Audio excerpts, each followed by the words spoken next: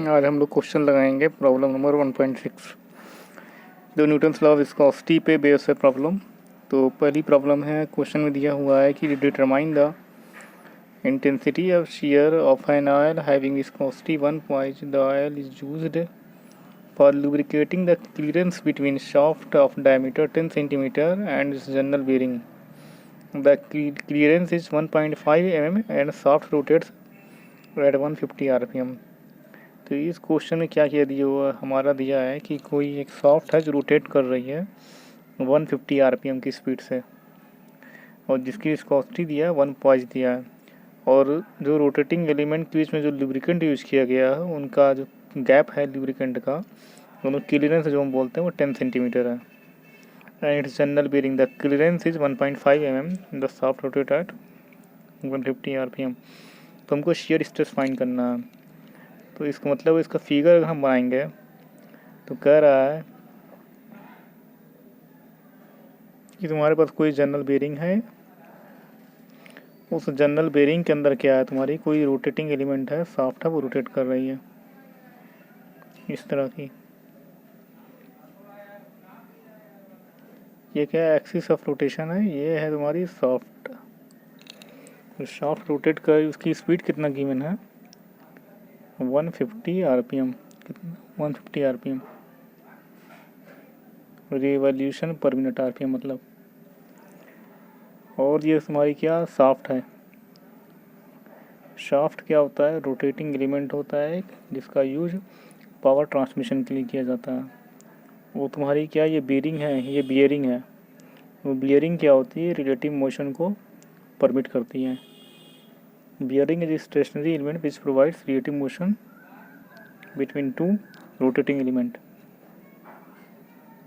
और कह सकते हैं कि bearing is stationary element which is stationary and provides relative motion between two element. और हम कह सकते हैं और support and guide the moving element with minimum friction. तो इस रोलिंग एलिमेंट और ये तुम्हारी सॉफ्ट है, ये बेरिंग है, उनके बीच में हम क्या किए हैं, लुब्रिकेंट फिल किए हैं। और इस लुब्रिकेंट फिल किए हैं यहाँ पे हम। लुब्रिकेशन क्यों करते हैं, लुब्रिकेशन हम करते हैं फ्रिक्शनल को मिनिमाइज करने के लिए, फ्रिक्शन को मिनिमाइज करने के लिए। अगर फ्रिक्शन को मिनिमाइज नहीं करेंगे तो रोटेटिंग एलिमेंट क्या करेगा, इस सरफेस के साथ बियरिंग एलिमेंट के रब करेगा, रबिंग होगी, वियर टियर होगा। तो जब वियर टियर होगा तो हीट का जनरेशन ज़्यादा होगा, हीट जनरेट ज़्यादा करेगी। जब हीट जनरेट ज़्यादा करेगी तो हमारा जो सरफेस हो जाएगा वो डैमेज हो जाएगा, यानी कि लाइफ जो है वो रोटेटिंग एलिमेंट की कम हो जाएगी। इसी लुब्रिकेशन हम प्रोवाइड करते हैं किसी भी, जहाँ भी दो एलिमेंट हैं उनके बीच में रिलेटिव मोशन जहाँ भी होता है तो वहाँ लुब्रिकेशन प्रोवाइड करने की ज़रूरत पड़ती है फ्रिक्शनल को मिनिमाइज करने के लिए।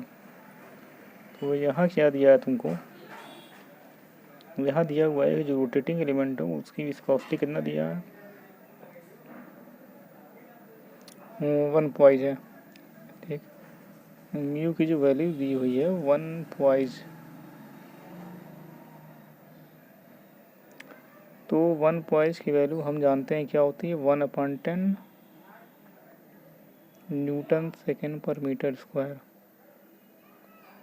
इसको कन्वर्ट करेंगे तो कितना आएगा, 0.1 न्यूटन सेकेंड पर मीटर स्क्वायर।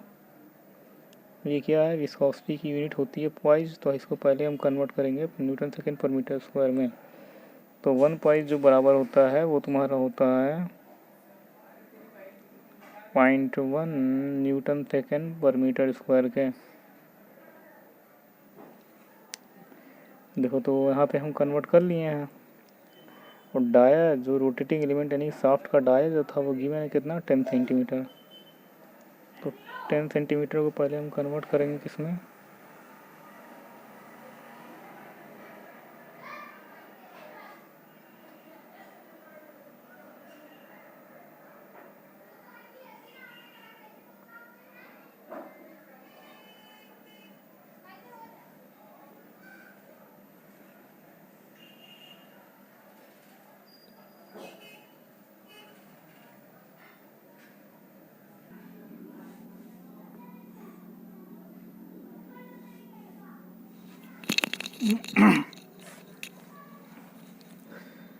तो क्या क्या दिया हुआ है क्वेश्चन में, म्यू की वैल्यू दी हुई है और डाया दिया शाफ्ट का, यानी कि जो हमारा रोटेटिंग एलिमेंट जो है शाफ्ट है उसका डाया कितना दिया है 10 सेंटीमीटर।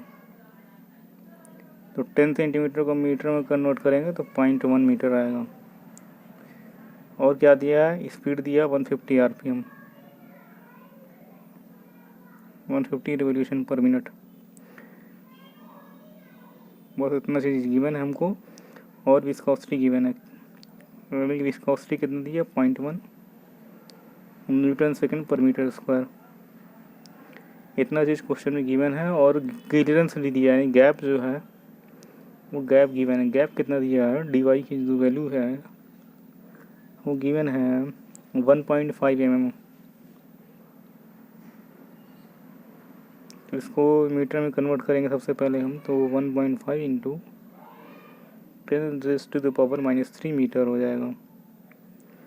तो देखो अब कौन सा फार्मूला हम लगाएंगे शेयर स्ट्रेस कैलकुलेट करने के लिए, न्यूटन्स लॉ ऑफ विस्कोसिटी का, जो न्यूटोनियन फ्लूइड के लिए होता है tau equal to mu du/dy। तो ये फार्मूला हम यहाँ लगाएंगे शेयर स्ट्रेस कैलकुलेट करने के लिए। टाउ क्या होता है, शेयर स्ट्रेस होता है यहाँ पे, म्यू विस्कोसिटी होती है, du वेलोसिटी होती है, dy तुम्हारा क्लियरेंस है, गैप होगा प्लेट के बीच का। और इस क्वेश्चन में क्या पता है हमको, म्यू की वैल्यू पता है गिवन है और dy पता है, स्पीड नहीं पता है हमको, du नहीं पता है। तो हम जानते हैं कि जब कोई रोटेटिंग एलिमेंट रोटेट करता है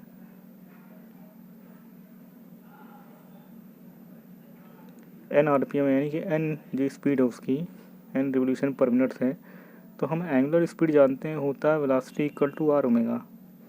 टेंजेंशियल वेलोसिटी कितनी होगी, r ओमेगा होगी, प्लस टेंजेंशियल वेलोसिटी भी इक्वल टू r ओमेगा हम जानते हैं, रोटेशनल मैकेनिक्स में पढ़ा है, velocity equal to r omega.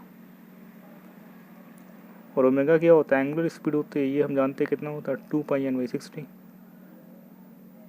ये होता है 2πn/60। किसका फार्मूला, ओमेगा का 2πn/60। ओमेगा क्या होता है, एंगुलर स्पीड होता है, उसकी यूनिट क्या होती है रेडियन पर सेकंड। ठीक, तो हमको क्या कैलकुलेट करना है, वेलोसिटी कैलकुलेट करना है। तो क्या करेंगे, आर क्या रेडियस है, तो ओमेगा की वैल्यू यहाँ पुट करेंगे। जब ओमेगा की वैल्यू पुट करेंगे तो हमको ये मिलेगा, देखो आर ओमेगा से मल्टीप्लाई करोगे 2πn/60। ठीक, अब देखो ये 2r क्या हो जाएगा, ये डायमीटर हो जाएगा, r रेडियस है तो 2 से मल्टीप्लाई करेंगे तो डाया हो जाएगा। तो वेलोसिटी कितनी आएगी πdn/60। ठीक है, πdn/60। और इसकी यूनिट क्या होगी, मीटर पर सेकंड। इसकी यूनिट क्या होगी वेलोसिटी की, जो आई है हम लोग निकाले हैं उसकी कितनी आई πdn/60। तो ये जो फार्मूला है वेलोसिटी का वो याद रखना, πdn/60 होता है ये वेलोसिटी। और ये वेलोसिटी तब होगी जब कोई एलिमेंट रोटेट करेगा तब, जब कोई एलिमेंट रोटेट करेगा n आरपीएम से। n क्या होता है, स्पीड होती है रिवोल्यूशन पर मिनट में। तो हम क्या करेंगे, अगर वेलोसिटी कैलकुलेट करना होगा तो πdn/60 फार्मूला यूज़ करेंगे, तो हम वेलोसिटी जो है मीटर पर सेकंड में कैलकुलेट कर सकते हैं इस एलिमेंट के लिए। तो देखो इस एलिमेंट के लिए हमको वेलोसिटी कैलकुलेट करना है, तो वेलोसिटी निकालेंगे πdn/60, πdn/60। क्या था गिवन है हमको, डाया गिवन है 0.1 मीटर दिया डाया, और ये आर एन कितना दिया, स्पीड कितना दिया 150 आरपीएम दिया, 150 हो जाएगा अपॉन 60 करेंगे। तो यहाँ करोगे तो देखो दिया हुआ है, करने के बाद यहाँ दिया हुआ है कितनी आई कैलकुलेट करने की स्पीड, πdn/60 फार्मूला जब यूज़ किए हैं तो देखो कितने आई 0.785 मीटर पर सेकंड आया। उसके बाद से क्या करेंगे, हम शेयर स्ट्रेस कैलकुलेट करेंगे। तो शेयर स्ट्रेस क्या होता है, tau equal to mu du/dy। तो हमको विस्कोसिटी पता है, स्पीड पता है, गैप पता है प्लेट के बीच का, तो हम शेयर स्ट्रेस यहाँ से कैलकुलेट कर लेंगे। तो शेयर स्ट्रेस का कितना है 52.33 न्यूटन पर मीटर स्क्वायर। अगर इसका वेलोसिटी प्रोफाइल ड्रा करें हम, अगर इस रोटेटिंग एलिमेंट के लिए हम वेलोसिटी प्रोफाइल ड्रा करें तो कैसा ड्रा होगी, देखो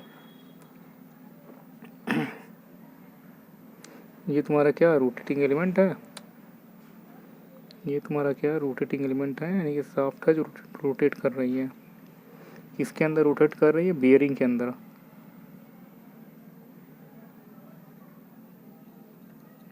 बियरिंग के अंदर रोटेट कर रही है। और तो हम बताएं तो बियरिंग क्या होता है, बियरिंग जिस machinery element which is stationary and support and guide the moving element with minimum friction.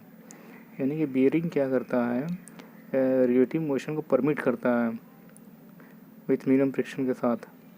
और इस गैप में क्या है, ये तुम्हारा रोटेटिंग एलिमेंट है जो इस n RPM की स्पीड से रोटेट कर रहा है, और ये तुम्हारी बियरिंग है। तो अगर वेलोसिटी प्रोफाइल ड्रा करेंगे तो ये बताओ ये एलिमेंट क्या है, बियरिंग फिक्स है हमारी, ये फिक्स है। तो ये फिक्स होगी तो जो फ्लूइड है उसकी वेलोसिटी भी इस सरफेस पे क्या होगी, जीरो होगी, क्योंकि इस सरफेस से हमारा जो फ्लूइड है वो अटैच है, तो जीरो होगी। और यहाँ पे वेलोसिटी क्या होगी, मैक्सिमम होगी, क्योंकि रोटेटिंग एलिमेंट क्या कर रोटेट कर रही है। तो हम वेलोसिटी प्रोफाइल ड्रा करेंगे तो कुछ इस तरह का आएगा, ठीक है, कुछ इस तरह का आएगा वेलोसिटी प्रोफाइल, ठीक।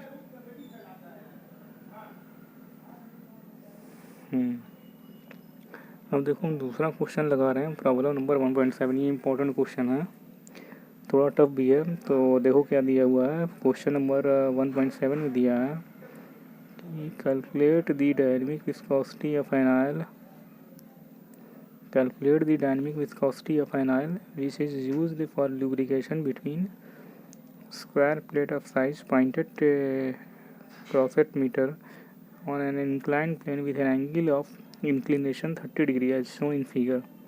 The weight of the square plate is 300 Newton and it slides down the inclined plane with a uniform velocity of 0.3 meter per second. The thickness of the oil film is 1.3 mm। देखो क्या कह रहा है इस question में, उस question में कह रहा है कि कोई हमारा इंक्लाइंड प्लेन है, इस तरह का कुछ इंक्लाइंड प्लेन है जो थीटा इक्वल टू 30 डिग्री बना रहा है प्लेन हमारा। This plane is making angle 30 degree with the horizontal plane, यानी कि ये जो प्लेन है हमारा 30 डिग्री हॉरिजॉन्टल प्लेन के साथ एंगल बना रहा है। अब इस इंक्लाइंड प्लेन पे क्या है, कोई ब्लॉक रखा गया है, स्क्वायर ब्लॉक है, स्क्वायर ब्लॉक है ये।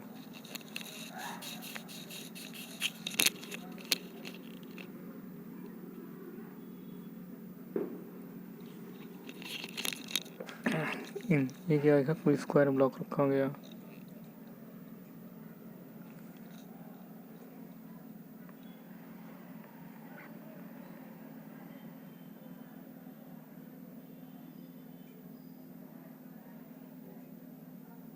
ठीक।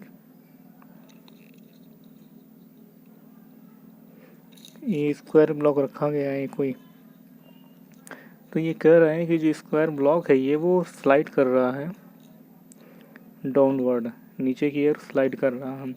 और इस स्क्वायर ब्लॉक और इंक्लाइंड प्लेन के बीच में क्या है, कोई फ्लूइड फिल किया गया है, कोई फ्लूइड जो है फिल किया गया, कोई ऑयल है जिसकी विस्कोसिटी गिवन है क्वेश्चन में, शायद कुछ गिवन है।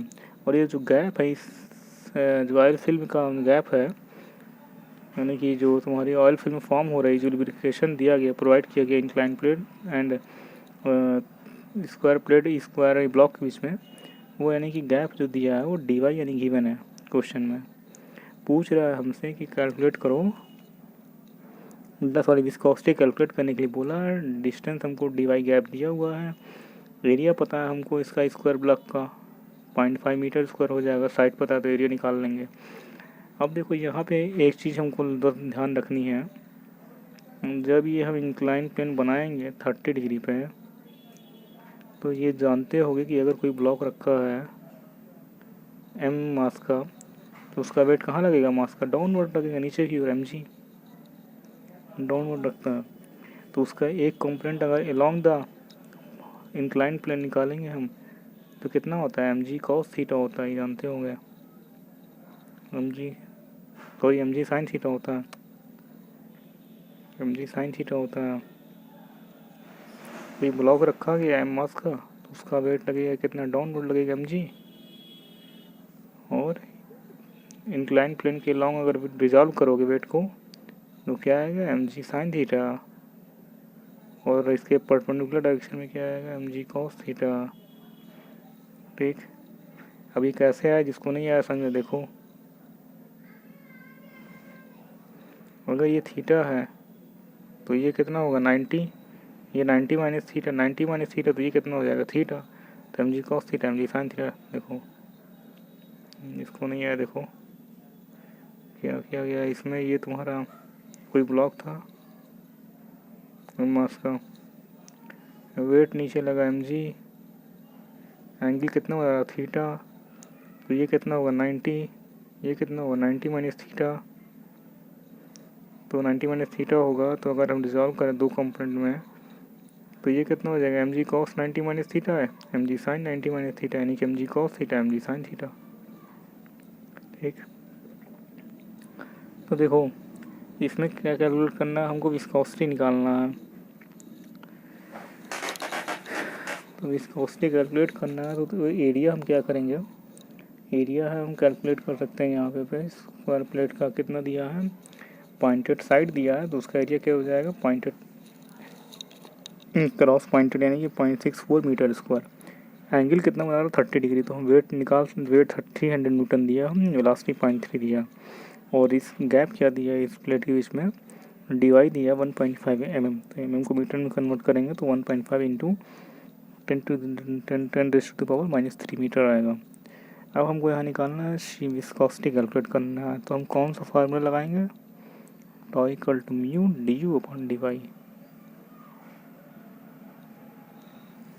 Tau equal to mu d u upon d Y.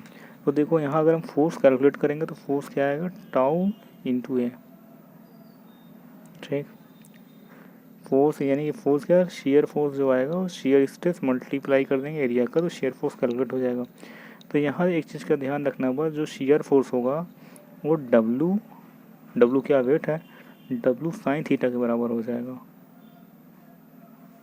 क्योंकि जो हम कंपोनेंट लिए थे, मान लो तुम्हारा अगर डब्लू वेट का कोई ब्लॉक है, इसका इस क्योंकि मोशन जो हो रहा है ब्लॉक का तो अलोंग द इंक्लाइन प्लेन हो रहा है डाउनवर्ड डायरेक्शन में, तो इसका कंपोनेंट लोगे कितना है डब्लू साइन थीटा। तो यहाँ पे शेयर फोर्स क्या है, शेयर क्या डब्लू साइन थीटा है, ठीक ना, शेयर फोर्स के अंदर डब्लू साइन थीटा यहाँ पे है। तो हम क्या करेंगे, यहाँ से शेयर फोर्स कैलकुलेट कर लेंगे डब्लू साइन थीटा से, थीटा पता है हमको, और फिर अप्लाई करेंगे tau equal to mu d u upon d y, वहाँ से कैलकुलेट कर लेंगे हम लोग विस्कोसिटी। अब देखो प्रॉब्लम नंबर 1.8 क्या दिया हुआ है कि 2 horizontal planes are placed between 1.5 centimetre apart, the space between them being filled with the another viscosity 14 points, calculate the shear stress in oil if the upper plate is moved with a simple question है। देखो इसमें दिया है कि कोई दो horizontal plate है, नीचे वाली प्लेट फिक्स है, ऊपर वाली प्लेट मूव कर रही है, और इन दोनों प्लेट के बीच में क्या है, कोई फ्लूइड है जो मूव कर रहा है, फ्लो कर रहा है, और जो दोनों प्लेट के बीच जो डिस्टेंस है वो कितना दिया है 1.25 सेंटीमीटर दिया हुआ है। ठीक, और विस्कोसिटी कितना दिया है फ्लूइड की 14 पॉइंट दिया है। तो पॉइंट को बताया था कि न्यूटन सेकेंड पर मीटर इसको हम कन्वर्ट करेंगे तो क्या करना पड़ेगा 0.1 से मल्टीप्लाई करना पड़ेगा। उसके बाद क्या करना, शेयर स्ट्रेस पूछा है तो क्या लगाएंगे फार्मूला, टाउ का लगाएंगे formula simple, tau equal to mu d u upon d y, ये फार्मूला अप्लाई करना है बस। तो देखो हमको शेयर स्ट्रेस निकालना है, तो म्यू पता है हमको, गैप पता है हमको, वेलोसिटी पता है, तो निकल नहीं जाएगा। ठीक,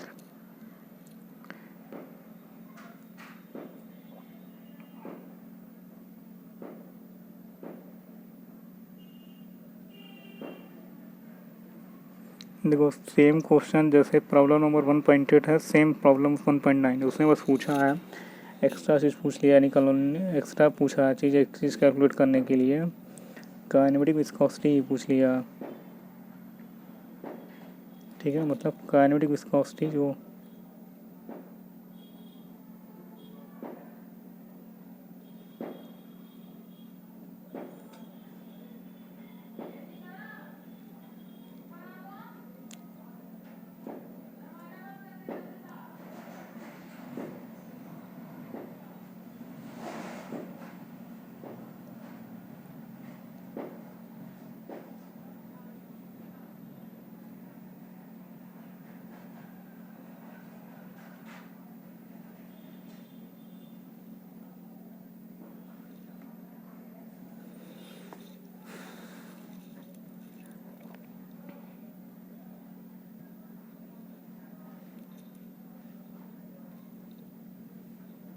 है।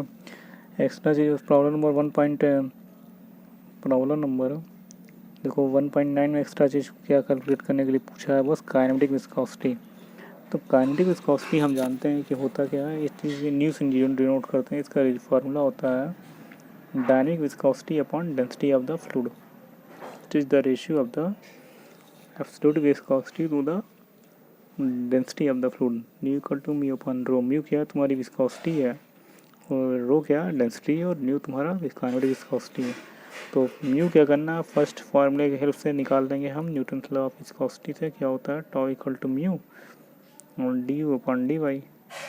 डेंसिटी हमको पता है तो यहाँ से न्यू निकाल लेंगे हम। और न्यू का यूनिट क्या होता है, मीटर स्क्वायर पर सेकंड होता है।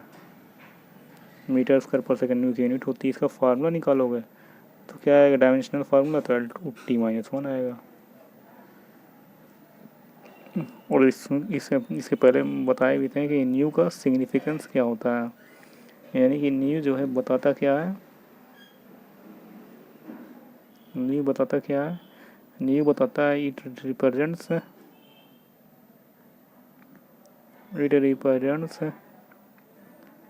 ability of the fluid to resist momentum transfer, यानी कि फ्लूइड जो है कितना इजीली हमारे मोमेंटम को ट्रांसफ़र कर दे रहा है, अपने मोमेंटम को। तो अगर कोई फ्लूइड है वो अपने मोमेंटम को इजीली ट्रांसफ़र कर दे रहा है तो हम कहेंगे उसकी काइनेटिक विस्कोसिटी क्या है, कम है। अगर कोई फ्लूइड है, रेजिस्टेंस ज़्यादा है फ्लूइड के बीच में, वो अपने मोमेंटम को ट्रांसफ़र नहीं कर पा रहा है इजीली, तो हम कहेंगे उस फ्लूइड का काइनेटिक विस्कोसिटी ज़्यादा है। ठीक है।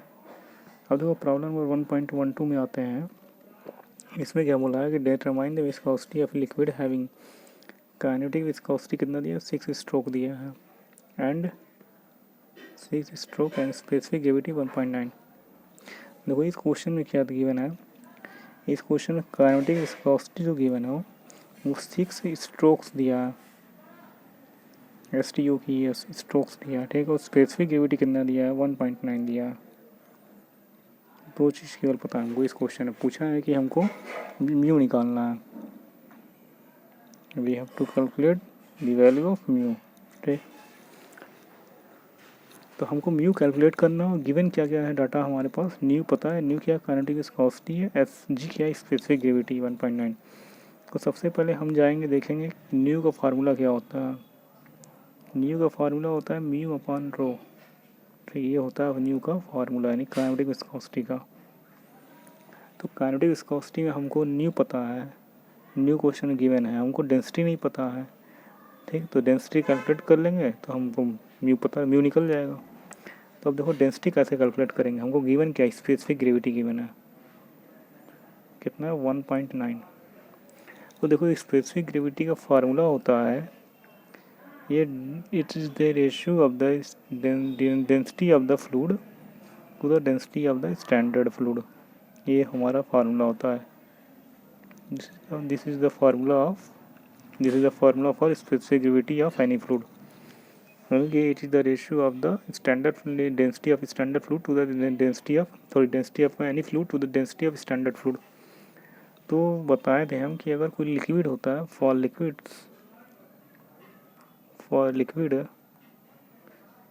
जो तुम्हारी डेंसिटी होती है, स्टैंडर्ड फ्लूइड होता है हमारा, वो वाटर होता है। तो स्टैंडर्ड फ्लूइड की जगह वाटर लिखेंगे हम। मगर जो हमारे पास एयर होती है, फॉर एयर के लिए जो डेंसिटी होती है स्टैंडर्ड फ्लूइड की, वो एयर के बराबर होगी। यानी कि अगर गैस होगी तो हम जो स्टैंडर्ड फ्लूइड लेंगे वो एयर को लेंगे, लिक्विड होगा तो हमारे स्टैंडर्ड फ्लूइड क्या होगा, वाटर होगा। तो स्पेसिफिक ग्रेविटी क्या गिवन है यहाँ, 1.9 दिया क्वेश्चन में। तो हम क्या करेंगे, 1.9 equal to density of fluid, तो density of standard fluid water है, हमारा वाटर की डेंसिटी पता 1000 होती है। तो यहाँ फ्लूइड की डेंसिटी निकालो कितनी आएगी, 1900 kg/m³। यानी कितनी आएगी डेंसिटी फ्लूइड की आएगी 1900 kg/m³। डेंसिटी हमारी नियरी 1900। तो डेंसिटी पता है हमको, न्यू पता, देखो न्यू की वैल्यूज दिया है 9 स्ट्रोक्स दिया है, न्यू की जो वैल्यू दिया 9 स्ट्रोक्स दिया है। न्यू की वैल्यू कितना गिवन है, 9 स्ट्रोक्स। अब देखो स्ट्रोक जो होता है एक यूनिट होती है जिसकी कन्वर्जन करेंगे यूनिट का, तो 1 स्ट्रोक की जो वैल्यू होती है, जैसे पॉइस था वैल्यू एब्सोल्यूट विस्कोसिटी की, तो उसी तरह अगर 1 स्ट्रोक की जो वैल्यू होती है वो 1 सेंटीमीटर स्क्वायर पर सेकंड की इक्विवेलेंट होती है। यानी कि 1 स्ट्रोक या जो होगी 1 सेंटीमीटर स्क्वायर पर सेकंड की इक्विवेलेंट होगा। तो यानी कि 1 स्ट्रोक जो होगा 1s मतलब 1 स्ट्रोक 1 सेंटीमीटर स्क्वायर पर सेकंड के। तो इसको मीटर पर सेकंड में, मीटर स्क्वायर पर सेकंड में कन्वर्ट करेंगे तो कितना है, 10⁻⁻⁴ मीटर स्क्वायर पर सेकंड। यानी कि 1 स्ट्रोक की वैल्यू होगी 10⁻⁻⁴ मीटर पर सेकंड। तो देखो इसको अगर हमको सब कुछ पता है, nu equal to mu upon rho होता है, तो हमको न्यू पता है, डेंसिटी पता है, तो यहाँ से हम म्यू इजीली कैलकुलेट कर सकते हैं बस। तो म्यू की यूनिट जो आएगी क्या आएगी, न्यूटन सेकंड पर मीटर स्क्वायर में आएगी। उसको चाहे तो पॉइस में कर लो, दोबारा कन्वर्ट है, छोड़ दो उसी तरह।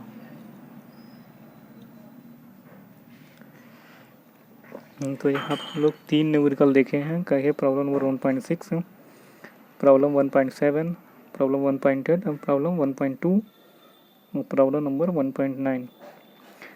बस इसमें क्या क्या ध्यान रखने वाली बात है, क्वेश्चन को लगाने के जो यूनिक फार्मूला हर जगह यूज होता है, जो यूनिवर्सल फार्मूला है वो होता है ये,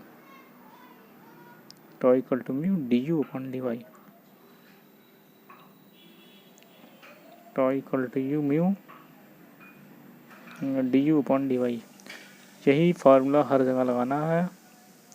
इसमें टाउ शेयर स्ट्रेस होगा, म्यू विस्कोसिटी होगी गिवन फ्लूइड की, डी यू वेलोसिटी होगी, डी वाई तुम्हारा गैप होगा। ठीक, और शेयर फोर्स अगर कहा है क्वेश्चन में, तो शेयर फोर्स का फार्मूला होता है equal to tau into shear area, ये लगा लेंगे हम। तो क्वेश्चन ध्यान से पढ़ना, देखना उसमें शेयर फोर्स कह रहा है या शेयर स्ट्रेस कह रहा है कैलकुलेट करने के लिए। और जो वेलोसिटी होती है, जो d u upon d y होती है, d u upon d y होता है, उसको हम वेलोसिटी ग्रेडियंट भी कहते हैं, वेलोसिटी ग्रेडियंट, वेलोसिटी ग्रेडियंट भी बोलते हैं हम। ठीक, तो क्वेश्चन में अगर वेलोसिटी ग्रेडियंट गिवन है तो इसका मतलब क्या हुआ, d u upon d y directly given है क्वेश्चन में, हमको पता है। ठीक है, अब देखो अगर कोई रोटेटिंग एलिमेंट है, रोटेट कर रहा होगा, तो उसके लिए हम वेलोसिटी निकालेंगे तो क्या निकालेंगे, फार्मूला यूज़ करेंगे पाई डी एन बाई 60। ये फार्मूला याद रखना, pi d n upon 60। D क्या डाया है, एन स्पीड है, यहाँ से हम कैलकुलेट करेंगे velocity, pi d n by 60 metre पर सेकंड में आएगी। बस इतना चीज़ पूछेगा क्वेश्चन में।